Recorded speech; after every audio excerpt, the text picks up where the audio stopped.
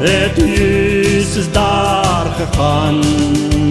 Met Petrus en Johannes verheerlik daar gestaan. Kom ons maak vir ons 'n tuiste, so is dit gesê. Maar is dit wat die Vader op die dag dan wil hê?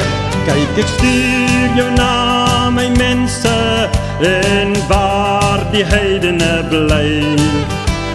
Laat jy dan so lewe, en so my naam bely.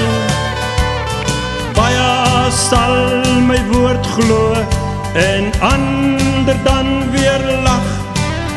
Maar wie dit dan verseker, daar kom die blye dag.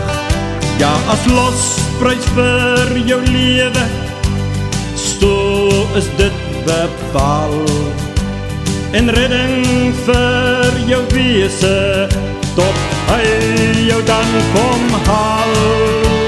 Die vreugde van weersien, en 'n lewe deur sy krag, vir 'n plekkie in die hemel, vir jou en my die dag.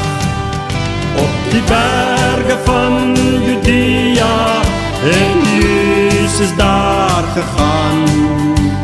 Gebid aan tot die Vader, dat ons met hom mag gaan. Oor die liefde van sy lewe, moet deur jou getuig, en die skepping van sy almag, waarin die engele juig.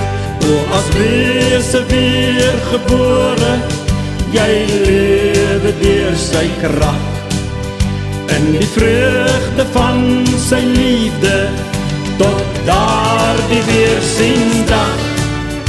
En nou kan jy lewe, vir tyd en ewigheid, omdat jy my erken het, as jou Heer van heerlikheid.